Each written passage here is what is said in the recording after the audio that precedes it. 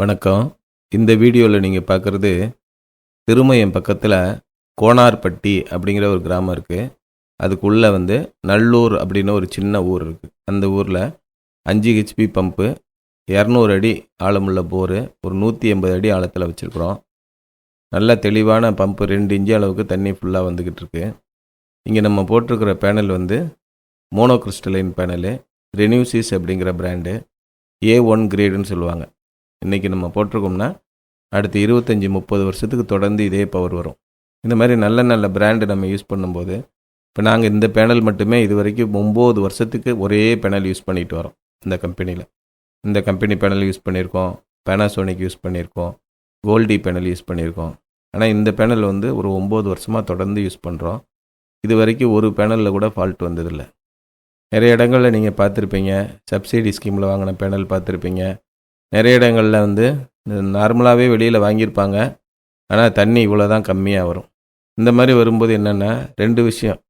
ஒன்று போரில் தண்ணி இல்லாமல் இருக்கலாம், இல்லைன்னா சோலார் பேனலில் கரண்ட்டு போதுமான அளவு உற்பத்தி ஆகாமல் இருக்கலாம். இந்த இடத்துல 150 அடியில் நாங்கள் ஏற்கனவே வச்சு ஓட்டினோம் சார், நல்லா தண்ணி ஃபோர்ஸாக வந்தது, 1.5 ஹெச்பி போட்டிருந்தோம், தண்ணி நிற்கவே இல்லை, கண்டினியூஸாக வந்துச்சுன்னு சொன்னாங்க.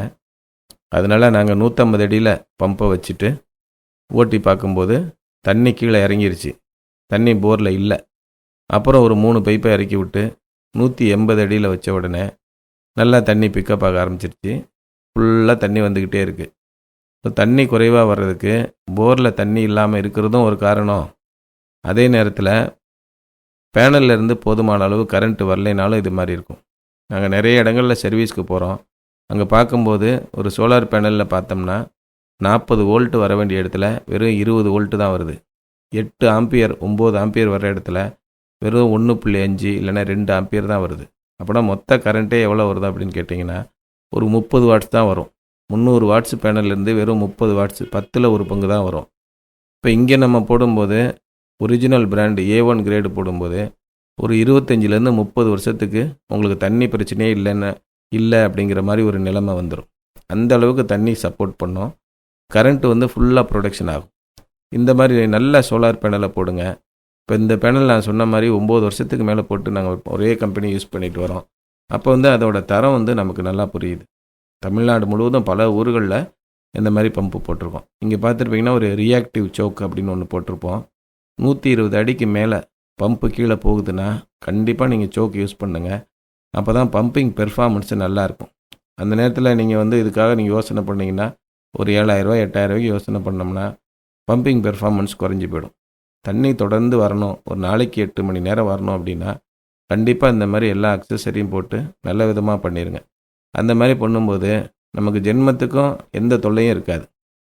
கரண்ட்டு கிடைக்கலையா, நீங்கள் அது கவலைப்பட வேண்டியதில்லை. நமக்கு எத்தனை ஏக்கர் லேண்ட் இருக்குது, எவ்வளோ அடி ஆழத்தில் போர் போட்டிருக்கோம், அதில் தண்ணி எவ்வளோ இருக்குது, இந்த 3 விஷயம் ரொம்ப முக்கியமான விஷயம். இதில் நல்ல தரமான பேனலை போட்டுட்டிங்க, எனக்கு சப்சிடி பேனலில் கிடைக்கிது சார், குறைஞ்ச விலையில் வாங்கினேன், கடைசியில் பார்த்தீங்கன்னா 1 வருஷம் கூட ஓடலை, அந்த மாதிரி நிறைய பேர் புலம்புறாங்க. அது மாதிரி வேண்டாம். நீங்கள் நல்ல தரமான பேனல் ஒரு 25 வருஷம் 30 வருஷம் நம்மளுடைய ஜென்மத்துக்கும் நம்முடைய சந்ததிக்கும் இங்கே போகிற அளவுக்கு நல்ல தரமான பேனல்லாம் இருக்குது மார்க்கெட்டில். அந்த மாதிரி பேனல் வாங்கி போடுங்க. உங்களுக்கு சோலார் பம்பிங் நிச்சயமாக 100% சக்ஸஸ்ஃபுல்லாக தான் இருக்கும். இதில் எந்த விதமான எள்ளளவு சந்தேகமும் நீங்கள் நினைக்க வேண்டியதே இல்லை. நல்ல தரமான பம்புகளை போடுங்க, நிம்மதியாக இருங்க.